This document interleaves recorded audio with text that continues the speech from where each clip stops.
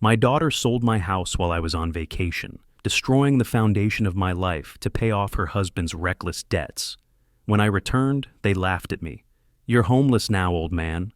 Their laughter echoed as I stood on the street, but I smiled, knowing that the house they sold held a secret. Before we continue, please subscribe to the channel and let us know where you were listening in the comments. The key snapped in the lock. I stood there for a moment, staring at the broken piece of metal in my hand, my luggage still sitting on the driveway behind me.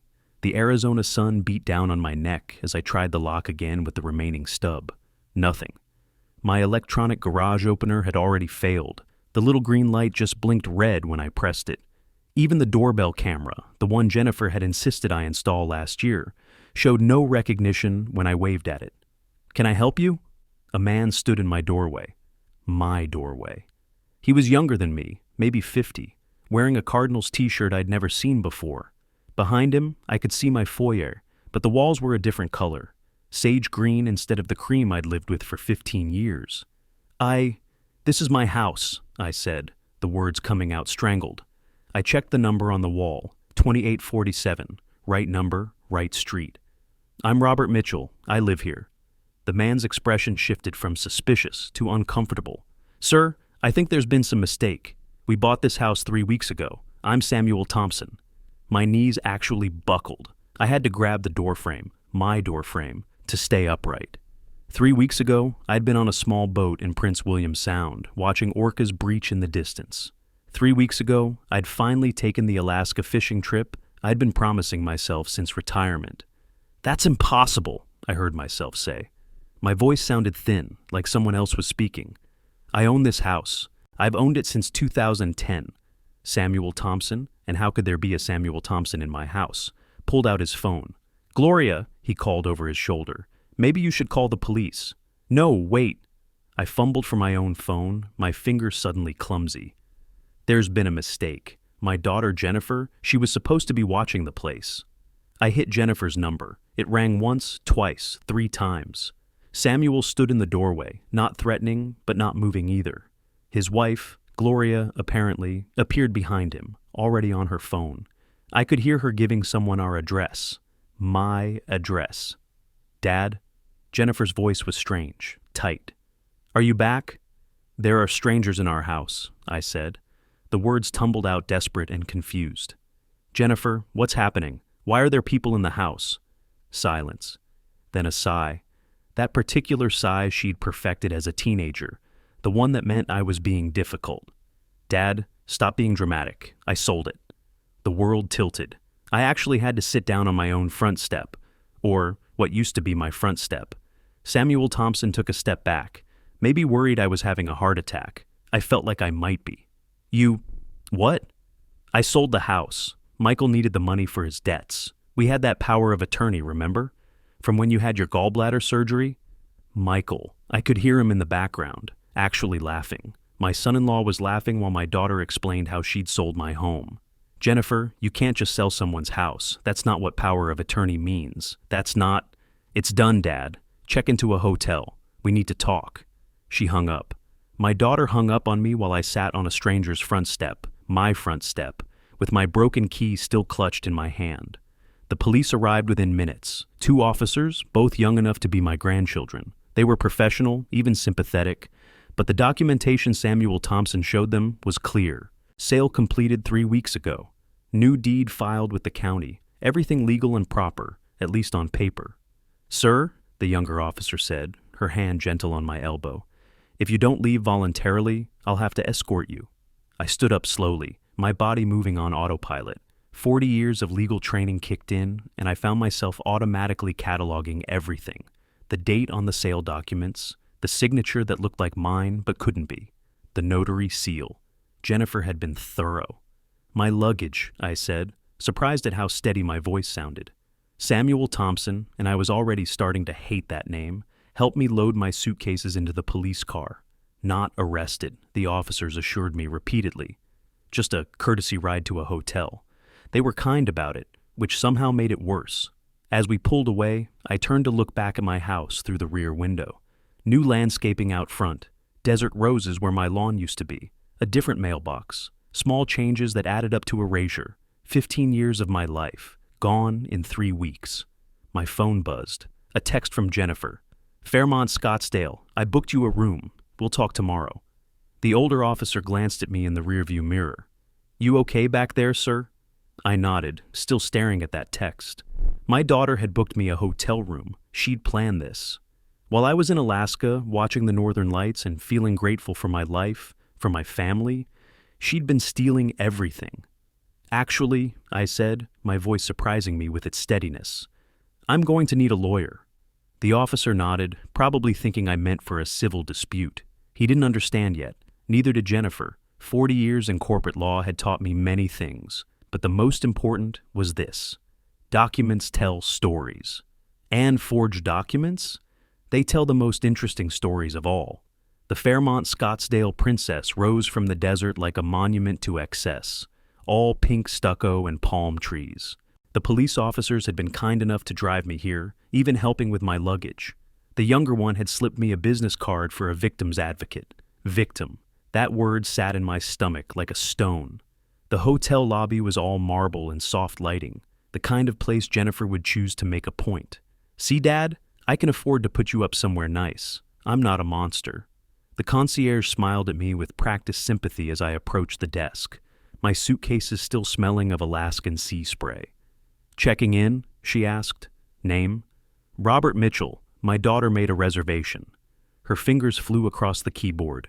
Oh yes, Mr. Mitchell. Jennifer Carter called earlier. She said you might be tired from your travels. Tired? Is that what Jennifer had told them? I wondered what else she'd said. That I was confused? Senile? The rage that had been building since my key broke in the lock threatened to spill over, but I pushed it down. 40 years of depositions had taught me the value of a neutral expression. How long will you be staying with us? The clerk asked, sliding the key cards across the marble counter. That depends, I said, taking the cards, on how long it takes to reclaim what's mine. The room was on the 3rd floor, overlooking the golf course. I sat on the bed for a full minute, just breathing.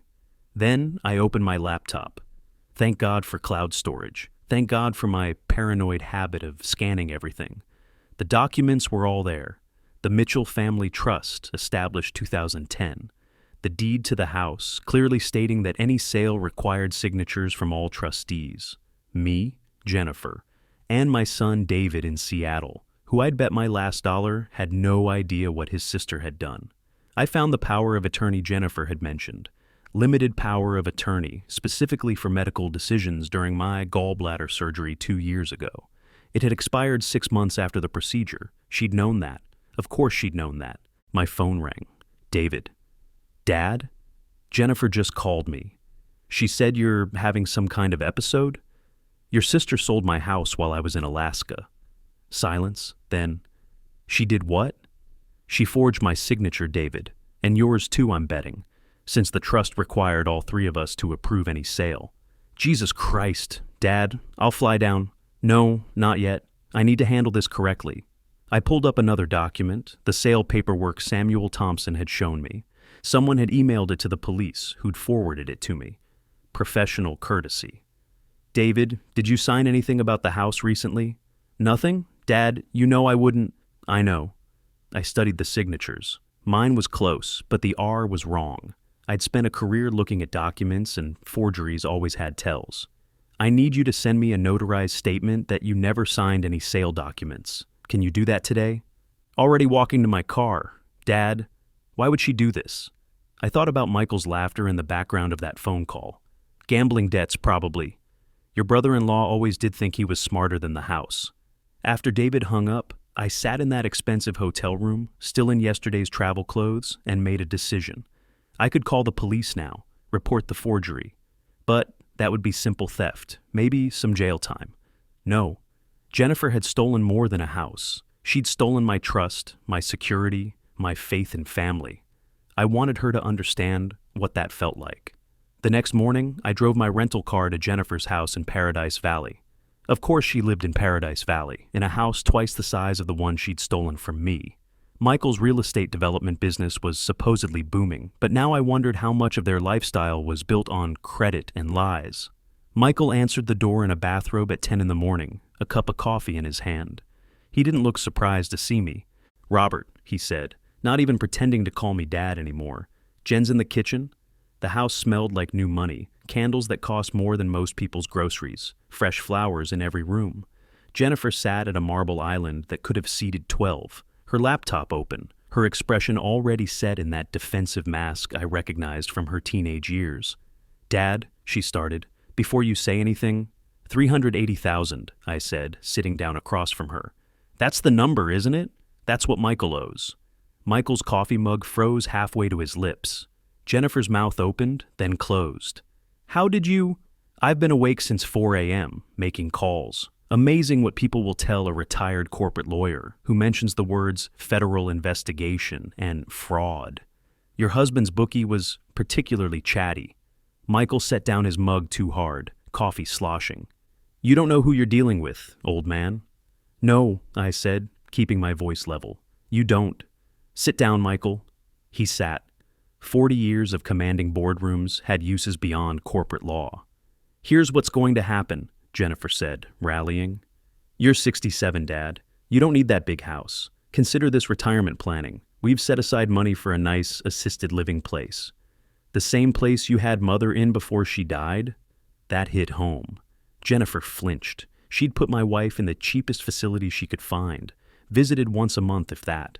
I'd spent every day there, watching the love of my life fade in a room that smelled like industrial disinfectant and despair. "You're right," I said, standing. "I am retiring."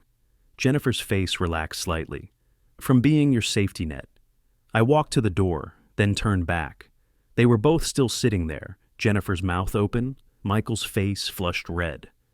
"You committed forgery, fraud, elder abuse, and conspiracy. Those are just the state charges. The federal charges will be much more interesting." I pulled out my phone, took a photo of them sitting there in their marble kitchen. "James Harrison sends his regards, by the way. You remember James, former federal prosecutor? He's fascinated by your case." Outside, I stood on their manicured lawn and really looked at their house. 6 bedrooms for 2 people, 3-car garage with a Tesla, a Range Rover, and a Porsche. A pool that sparkled unused in the backyard. All of it built on sand, waiting for the tide to come in. I texted Harrison, "Gather the team, we're going to war." I'd been a father for 39 years, tried to protect Jennifer even when she didn't deserve it, but standing there in the morning sun, looking at the house she'd bought with stolen money, I felt something shift inside me, the part of me that made excuses for her, that said she was still my little girl. That part died as cleanly as if it had been surgically removed. Time to be something else. Time to be what Jennifer had forced me to become. A predator. Harrison's office building stood like a glass and steel monument to justice, or at least to billable hours. The elevator ride to the 14th floor took forever. Brass doors reflecting a version of me I barely recognized. 3 days of hotel living had sharpened something in my face. The soft grandfather was gone. What stared back looked more like the prosecutor I'd been 40 years ago, before corporate law softened my edges. Margaret, Harrison's secretary, stood when I entered. We'd worked together during the Pembroke merger and Innocine. Her smile wavered between sympathy and excitement. She lived for cases like this. "He's waiting in conference room A," she said, "with the team." The hallway stretched ahead, marble floors echoing each step like a countdown. That smell hit me first. Leather chairs and old paper. The perfume of legal warfare. It pulled me back to my first big case, when I'd been young and believed justice was simple. Harrison had transformed the conference room into a command center. Papers covered the mahogany table in neat rows, color-coded and labeled. 4 laptops hummed. 2 printers waited like soldiers. The whiteboard showed a timeline that made Jennifer's deception look like what it was. Criminal. Robert. Harrison stood, all 6'4" of him, silver hair still perfect at 70. Ready to destroy them? The forensics expert arrived at 9:30 sharp.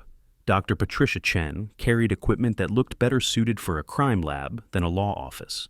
She spread Jennifer's forged documents across the table, then produced a magnifying apparatus that could probably see individual atoms. "Look here," she said, positioning the lens over my supposed signature. "The pressure patterns are completely wrong. Your authentic signature shows consistent rightward slant with heavy downstrokes. This, she tapped the forgery, was written by someone naturally left-handed compensating with their right hand. Jennifer was left-handed, had been since childhood, after she broke her right arm falling off her bike. The ink aging is even more damning, Chen continued, pulling out another device. This document claims to be from February 20th, but the ink chemistry shows it's less than 4 weeks old, maybe 3. Harrison was taking notes on his legal pad, the scratching of his pen the only sound. Then he looked up. This is textbook fraud, Robert. Prosecutable, winnable, devastating. The timeline on the whiteboard told the story better than any closing argument. February 20th. Jennifer claimed I signed the sale documents. February 20th. Her Instagram showed her at the Bellagio in Vegas, champagne glass raised. February 21st. Another post, poolside. February 22nd. Still Vegas. Meanwhile, I'd been in Phoenix that entire week, medical appointments every day, all documented. There's more, Harrison said. He pulled out another file. The notary who authenticated these documents? Linda Walsh. Guess who she works for? I waited.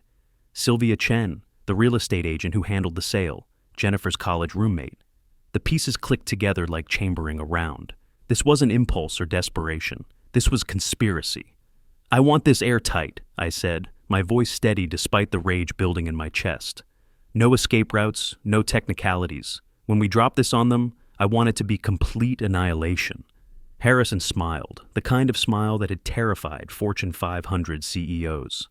We'll file 3 ways: civil for damages and house return, criminal for fraud, forgery, and elder abuse, federal for wire fraud and conspiracy. Dr. Chen packed her equipment carefully. Mr. Mitchell, in 30 years of forensic document examination, I've never seen such amateur work. Your daughter might have succeeded with a casual observer, but under any real scrutiny, this falls apart completely. How quickly can we freeze their assets? I asked Harrison. By end of day, they won't be able to buy coffee tomorrow. We walked to the courthouse through morning heat that was already oppressive. March in Arizona was unpredictable, freezing one day, blazing the next.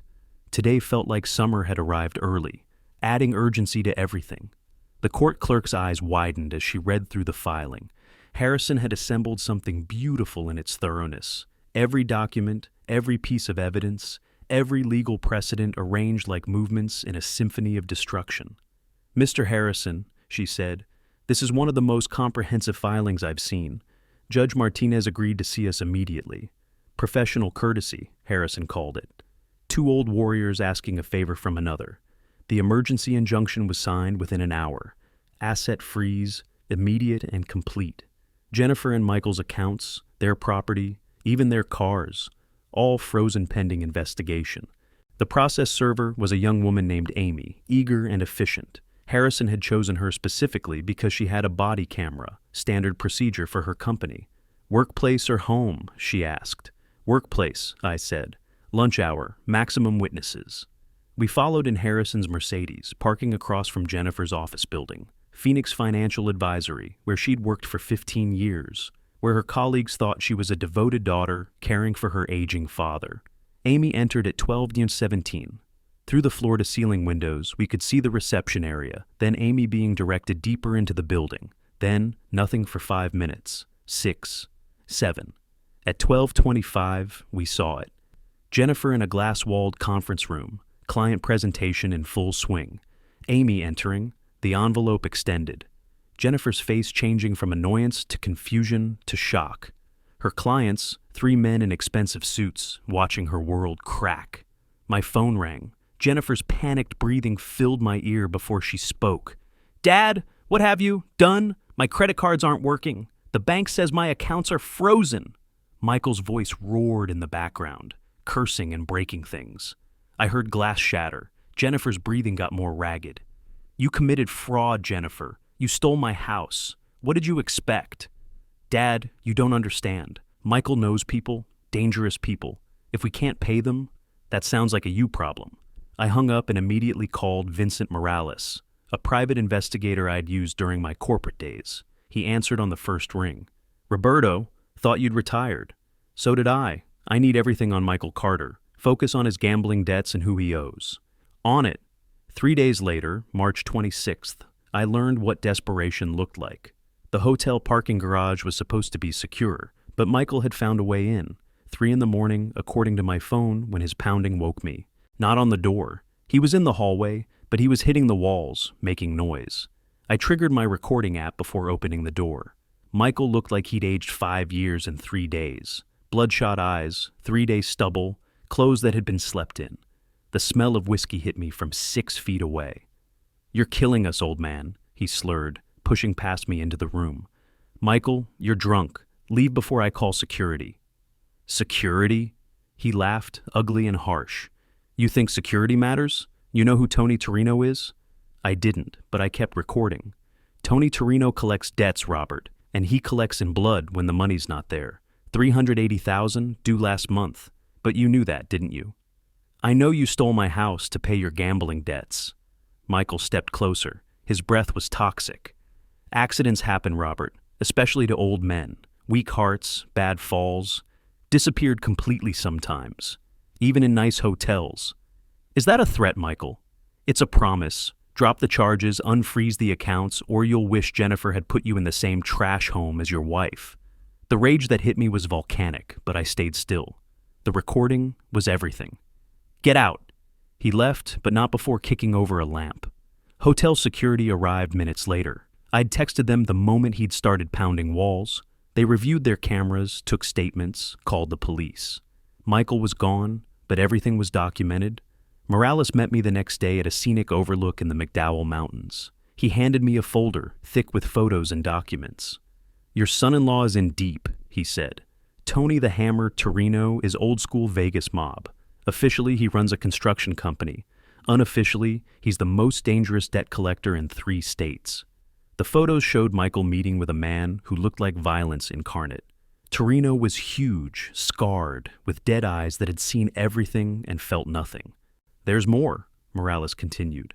"Michael owes 3 casinos besides the Bellagio, private games with businessmen who don't take IOUs. Total debt is closer to $500,000. How long has this been going on?" "Years. But here's the interesting part. Jennifer's been signing loan documents too. Except," he pulled out another photo. "I talked to 3 witnesses who say she's never been to these games, never met these people. Michael's been forging her signature too." The irony was almost beautiful. The forger being forged. April 5th brought unexpected allies. Samuel Thompson called, his voice tight with controlled anger. "Mr. Mitchell, we need to talk.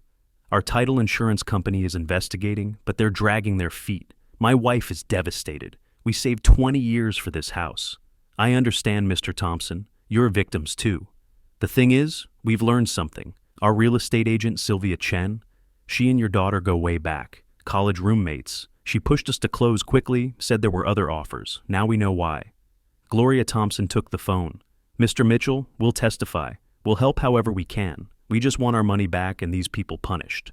Their lawyer, Christine Park, was young, hungry, and brilliant. She'd found connections between Jennifer and Sylvia going back years. Shared vacations, mutual investments, a pattern of suspicious real estate transactions. "This isn't their first time," Park said when we met. "I've found 3 other properties with questionable sales patterns, all elderly owners, all quick cash sales below market value." April 10th. Court-ordered mediation. The mediator was a retired judge named Franklin, who'd seen everything and tolerated nothing. Jennifer arrived in a designer suit that probably cost more than most people's monthly salary, a choice that screamed either denial or defiance. Brennan, her lawyer, tried to control the narrative. "My client was manipulated by her husband. She's a victim of domestic coercion." Michael exploded. "Coercion? She planned the whole thing, showed me the trust documents, told me exactly how to—" Brennan grabbed Michael's arm, but it was too late.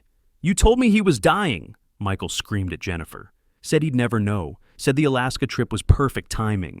Security dragged Michael out, still screaming. Jennifer's mask finally slipped completely. She looked at me with eyes I'd never seen before, cold, calculating, empty. "You were supposed to die on that trip," she said quietly. "The boat captain was paid to have an accident, but you chose a different tour company last minute." The room went silent. Even Franklin looked shocked. Brennan was frantically trying to stop his client from talking, but Jennifer kept going. You always were lucky, Dad. My phone buzzed. Text from Harrison. Jennifer just withdrew $50,000 cash from an account we missed. Second text from Morales. Michael just met with Torino again. Torino didn't look happy. The pieces clicked. They weren't going to fight anymore. They were going to run. My phone rang. Unknown number, Nevada area code. The courthouse metal detector beeped at my knee replacement, same as it had for 15 years. Officer Martinez waved me through with a nod. We'd known each other since the early 2000s, back when I tried cases here weekly. Jennifer arrived 10 minutes later with a new attorney, Sandra Chen, whose reputation preceded her like a bad smell. Chen defended the kind of people who thought laws were suggestions and ethics were for the poor. Mr. Mitchell, Chen said in the hallway, her voice sharp enough to cut glass. Elder abuse accusations are serious. They can backfire. Behind her, Jennifer clutched her designer bag with trembling hands, avoiding my eyes. She'd lost weight, stress eating away at her from inside. Good. Harrison appeared at my elbow. She hired the dirtiest fighter in Phoenix, he whispered. Chen doesn't just bend rules, she breaks them. Prosecutor Dennis Murphy arrived next, his Irish face flushed with anticipation. He nodded to me, then to Harrison. We'd all worked this courthouse in better days. Now we were here for uglier business. Judge Walter Stone entered at 9 sharp. The Vietnam veteran pin on his lapel caught the light. He wore it every day, had since 1975. Stone had no patience for thieves, less for those who stole from family. Jennifer's hands started shaking harder. Harrison presented the evidence methodically. Original trust documents, bank statements. The forensic analysis appeared on the courtroom screen, Dr. Chen testifying via secure video link. Every forged signature magnified, every fraudulent date highlighted. Stone leaned forward, studying the documents himself, his reading glasses sliding down his nose. Ms. Carter, Stone's voice could have frozen the desert. Your passport, please, Chen objected. Overruled, Chen objected again. Stone's glare could have melted steel. Your client is a flight risk counselor. The passport stays with the court. Jennifer's face crumpled. During recess, I headed for the bathroom. She followed, checking the hallway for witnesses before cornering me by the sinks. The fluorescent lights made her look skeletal, makeup running, desperation leaking through her perfect facade. I have $200,000 in cash, she hissed. Untraceable. Take it and tell them you were confused. My phone recorded from my shirt pocket. You stole my retirement and call it love?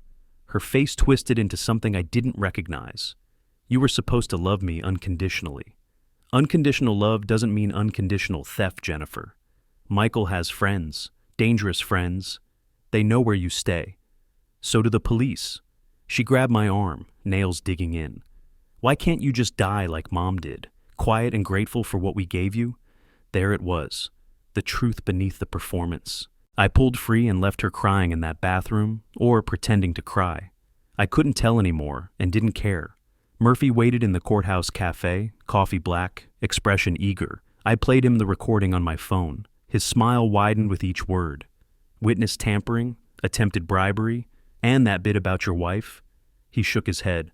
Consciousness of guilt. She just made my case. Let her think I'm considering it, I said. You want her confident? I want her careless. My phone buzzed. Unknown number. A photo appeared. My hotel room door, taken from the hallway. The message started loading. Your daughter says you won't listen to reason. Let me explain the stakes. M.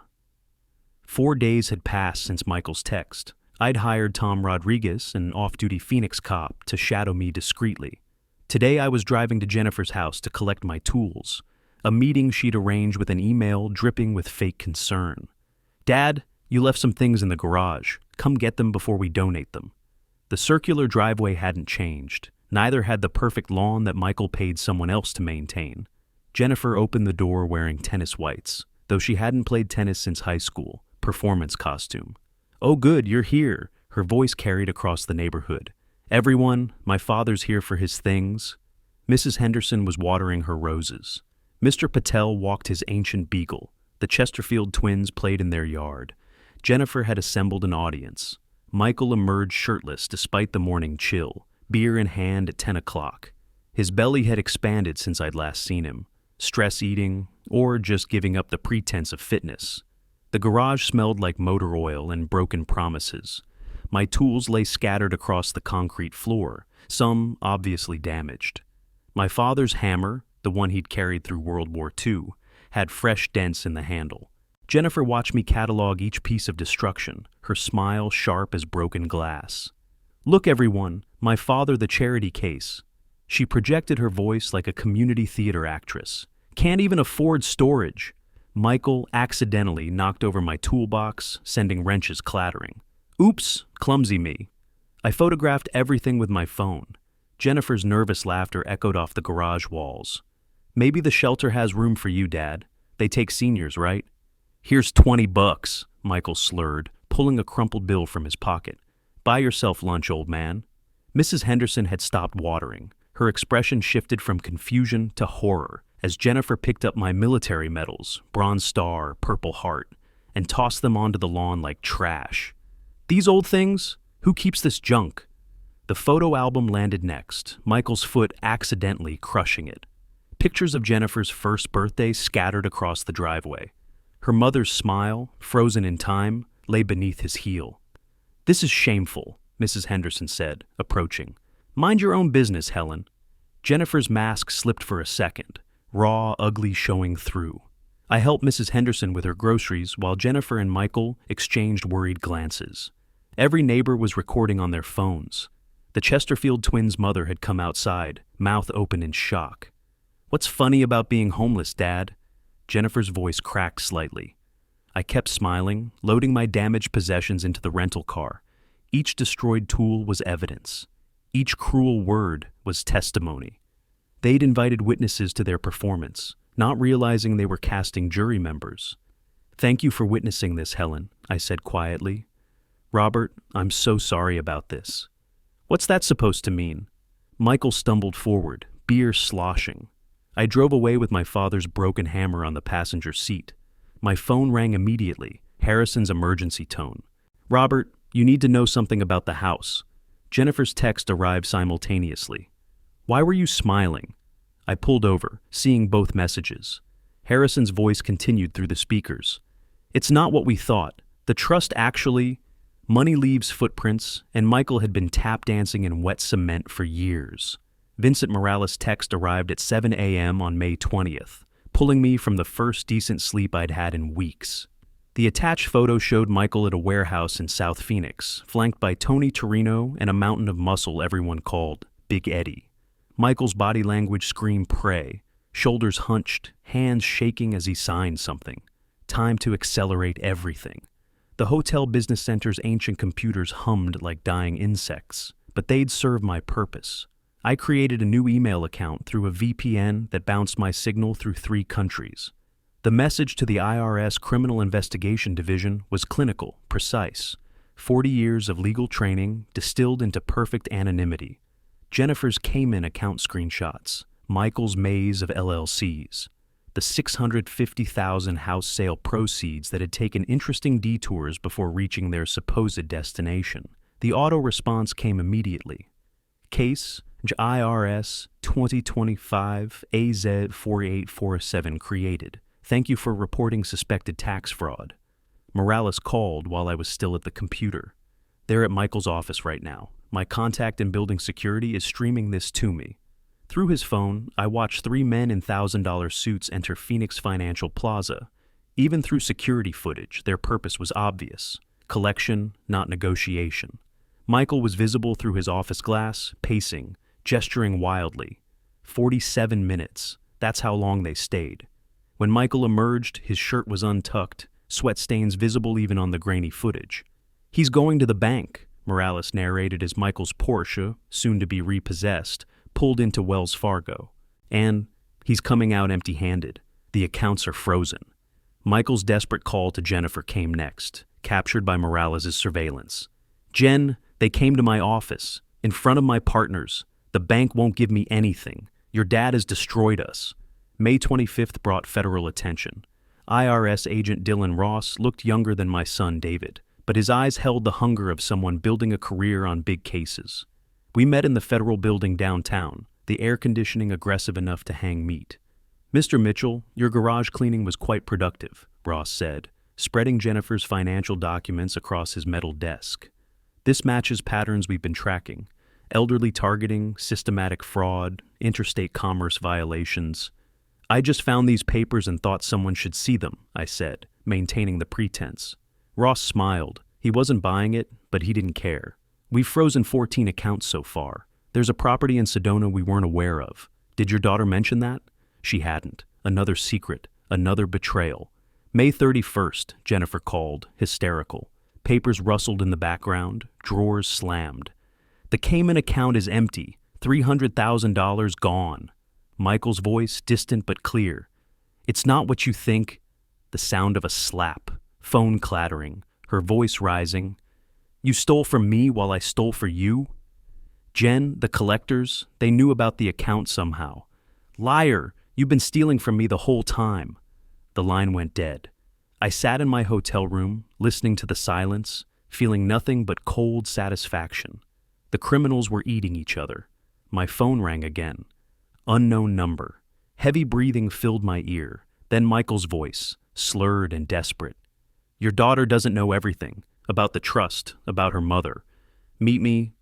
Sounds of struggle. Something breaking. Jennifer's voice, sharp as winter. Don't you dare contact my father. This is your mess, not his. The sound of Michael hitting something hard. A wall, floor, then nothing. 5 days passed before I saw either of them again. June 10th. The courthouse looked different with media vans surrounding it like carrion birds. Someone had leaked the story, probably Ross, building his reputation. Daughter steals dying father's home, ran across the local news ticker. I wasn't dying, but accuracy had never been journalism's strength. Jennifer arrived in a borrowed suit that didn't fit right, her designer wardrobe presumably sold or seized. No, Michael. A bench warrant would be issued for his absence. She looked smaller, older, like grief had been eating her from inside. When our eyes met, hers held a question she didn't have the courage to voice. Harrison had saved the revelation for maximum impact. Your Honor, he said, standing slowly, theatrically. The defense has operated under a fundamental misunderstanding. May I present the original Mitchell family trust documents, established 1995. The projector displayed papers I'd kept hidden for 20 years. Jennifer leaned forward, squinting at the screen. The Mitchell family trust isn't just the house, Harrison continued. It encompasses 14 properties, various investment accounts, bonds, and commercial real estate holdings. Current valuation, approximately $3.2 million. Jennifer's face transformed. Disbelief, rage, then something like death. Her lawyer whispered frantically in her ear, but she wasn't listening.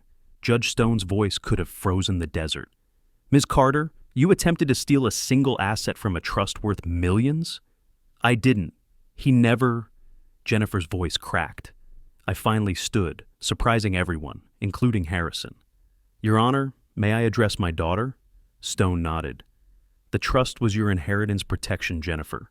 Your mother and I established it when you were 16, after watching her parents lose everything to a con artist. Every safeguard, every complexity. It was all to ensure you and David would be secure. If you'd waited 15 months until your 40th birthday, you could have accessed your share freely. If you'd asked, I would have helped with Michael's debts. Instead, but you never told me, because your mother made me promise. She knew you'd married Michael for the wrong reasons, saw his nature before anyone else. She said if you knew about the money, he'd find a way to take it. She was right. Prosecutor Murphy stood. The state charges Jennifer Carter with elder abuse, forgery, fraud, conspiracy to commit fraud, and attempted murder for hire. That last charge was new. Ross had been busy. Your Honor, Jennifer's lawyer pleaded, my client needs time to arrange. Denied. Given the attempted flight with $50,000 in cash and the expired passport found in her possession, Ms. Carter is remanded immediately. The bailiff approached with handcuffs. In that moment, Jennifer looked exactly like the 5-year-old who'd stolen cookies and blamed the dog, caught, cornered, unable to comprehend consequences. But I'm your daughter, she said as the metal clicked around her wrists. That's why this hurts, I replied. They led her past the cameras, past the microphones, past the life she'd built on lies. Her designer heels, the last pair she owned, clicked against marble like a countdown to the end. In the parking garage, exhaustion hit like a physical weight. 3 months of war had ended, not with victory, but with necessary justice. My phone buzzed twice. Harrison. Michael found, in custody. He's talking, trading information for reduced charges. The second message was from an unknown number. A photo loaded slowly. My old house, afternoon sun painting it gold. The Thompsons stood on the porch, waving, smiling like people who'd won the lottery. The caption began, "Mr. Mitchell, we'd like to discuss. Insurance companies don't forgive. They systematically destroy those who cost them money." Harrison's conference room felt different on June 15th. Instead of war planning, we were discussing resolution. 3 representatives from Fidelity Title Insurance sat across from the Thompsons and their lawyer, Christine Park. Margaret Chen, the lead adjuster, had the efficiency of someone who'd processed tragedy into spreadsheets for 20 years. "This is the clearest fraud case we've handled," Chen said, sliding documents across the mahogany table. "Full compensation plus damages, $725,000. Samuel Thompson's hand trembled as he reached for the papers. Gloria wiped her eyes with a tissue that had seen better moments. They weren't crying over money. They were crying over vindication, over the months of uncertainty ending. "We just wanted our retirement home," Gloria whispered. Chen's expression softened marginally. "You'll have it. We'll recover our costs from the perpetrators through subrogation. Ms. Carter and Mr. Carter will be paying us back for decades." Samuel shook my hand with both of his, grip firm despite his age. "Thank you, Mr. Mitchell, for fighting, for not letting them win." 5 days later, I sat in federal court watching Michael face his reckoning. Orange jumpsuit hanging on his diminished frame, wrist shackles clicking against the defendant's table. The IRS Criminal Investigation Division had been thorough. 18 months they'd requested, 18 months they'd get. Agent Ross testified with the dispassion of someone reciting grocery lists. Unreported gambling winnings from his lucky streak 3 years ago, before the losses mounted. Structured deposits designed to avoid bank reporting requirements. Money laundered through 14 shell companies with names like Desert Holdings LLC and Sunshine Ventures Corp. "Mr. Carter," the federal judge intoned, her voice cutting through Michael's visible trembling. "Tax evasion undermines society's foundation. 18 months in federal custody, followed by 3 years supervised release." Michael's hollow eyes found mine across the courtroom. No anger there anymore, just the recognition of a man who'd gambled everything and lost. The U.S. Marshals led him away, his expensive lawyer already packing up, retainer exhausted. July 1st brought Jennifer's turn in state court. She'd lost weight, her borrowed business suit hanging loose, drugstore makeup unable to hide the shadows under her eyes. The prosecutor offered a deal: 2 years probation, full restitution, 500 hours community service, mandatory therapy. "I accept responsibility," Jennifer said, her voice cracking like dried leather. "I betrayed the person who loved me most." Judge Stone reviewed her lack of prior convictions, the letters from her employer, former employer now, describing years of good work before this madness. The gavel fell with finality. "Restitution totals $1.2 million, the prosecutor announced, payable over 20 years. Jennifer walked out in civilian clothes, but imprisoned by debt that would follow her past retirement age. No jail cell, but no freedom either. The auction happened July 15th. I didn't attend, but Harrison sent photos. Jennifer's house in Paradise Valley, the monument to their pretense, sold for barely enough to cover the mortgage. The Porsche, the Range Rover, the designer furniture, all gone to the highest bidder.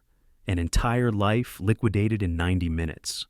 "Opening bid for lot 47, the auctioneer's voice echoed in the video Harrison sent. Custom bedroom set from Restoration Hardware. Everything they'd built on stolen foundations collapsed into strangers' hands. My hotel phone rang that evening, the concierge's practiced voice. "Mr. Mitchell, you have a visitor in the lobby." The elevator descent felt longer than 14 floors. Who would visit now? The media had moved on to fresher tragedies. The lawyers were paid and gone. Jennifer stood by the lobby fountain, holding an envelope with shaking hands. Not the Jennifer who'd stolen my house, not the Jennifer who'd planned my death.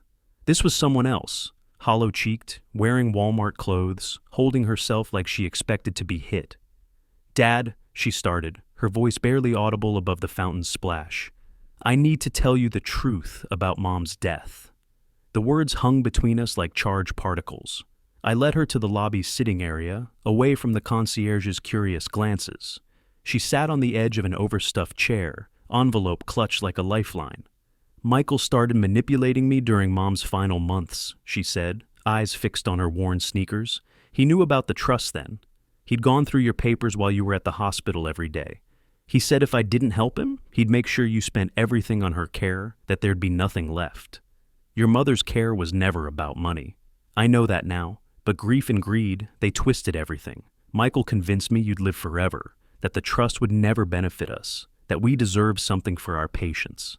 August 1st, I turned my key in my original lock. The Thompsons had returned the house to me in better condition than they'd found it. New kitchen backsplash, xeriscaped garden that would survive any drought, fresh paint throughout. They'd loved it properly, briefly. Mrs. Henderson emerged first, carrying a casserole that smelled like the 1970s in the best way. Mr. Patel followed with his ancient beagle. The Chesterfield twins' mother brought cookies. The neighborhood had been watching, waiting. "Welcome home," Mrs. Henderson said simply. Home felt different now, not violated but transformed. Every room held memory and renewal simultaneously. The Thompsons had left a note. "Thank you for fighting for what's right. This house has good bones and better karma now." August 10th brought a letter. Jennifer's careful handwriting on cheap paper, no return address. "I'm working 2 jobs, morning shift at Target, evening at Denny's, living in a studio apartment in Glendale. It's honest work. I see now the house was never about property. It was about what I was willing to destroy to get it. I'm not asking for forgiveness, just understanding. Your daughter, Jennifer." I read it 3 times, then filed it with the legal papers. Not ready for forgiveness, but acknowledging the attempt. The barbecue on August 15th wasn't planned. Neighbors just appeared with food, drinks, stories. We gathered in the backyard the Thompsons had improved, smoke from Mr. Patel's grill mixing with evening air. "You handled this with such dignity," Mrs. Henderson said, her 3rd glass of wine making her philosophical. "Most people would have just raged." "Rage is expensive," I replied. "Justice has better returns." They laughed, understanding that some wounds teach valuable lessons. August 25th, doorbell at dinner time. Jennifer stood on my porch, their porch, the one where she'd been raised, holding pay stubs and an envelope. "First restitution payment," she said, extending $200 in worn 20s. "The Thompsons will get theirs next month. Calloused hands from restaurant work, drugstore shampoo. Humility earned through labor. This wasn't the daughter who'd stolen from me or the child I'd raised. This was someone in between, in transition." "I'm not asking for forgiveness," she repeated, "just accountability." "Call me when you've paid the Thompsons for a full year," I said. "We'll talk then." She nodded, turned to leave, then stopped. "Mom would be ashamed of what I became, but maybe proud of who you're becoming." She walked away with straighter shoulders than she'd arrived with. A neighbor child asked about the family photos I'd rehung in the hallway. I explained about choices and consequences, about how people can lose themselves and maybe find something better. That evening, I called Harrison about setting up education trusts, not for Jennifer's future children, should she have them, but structured so they couldn't be touched by parents' greed. Some lessons need teaching only once. The phone rang again, the Thompsons calling from their new house in Sedona. They'd found peace there, they said. Their insurance settlement had bought them something smaller, but theirs completely. We talked about gardens, about second chances, about justice served. Looking out at the desert sunset, I thought about family, about blood and betrayal, about redemption earned through accountability. My father's tools sat cleaned and organized in the garage, waiting for projects that would build rather than destroy. Family isn't about blood or property. It's about choosing to do right when wrong is easier. Jennifer had chosen wrong, was paying for it, might someday choose better. Michael had chosen wrong and would pay longer. I had chosen justice over revenge, and that made all the difference. The house stood solid around me, walls that had seen love and loss, theft and recovery. Tomorrow, David would fly in from Seattle. We'd discuss the trust, how to protect it, how to ensure this never happened again. But tonight, I sat in my reclaimed home, at peace with the price of justice and the possibility, just the possibility, of redemption. If you like this story, please like this video, subscribe to the channel, and share your impressions of this story in the comments. To listen to the next story, click on the box on the left. Thank you for watching.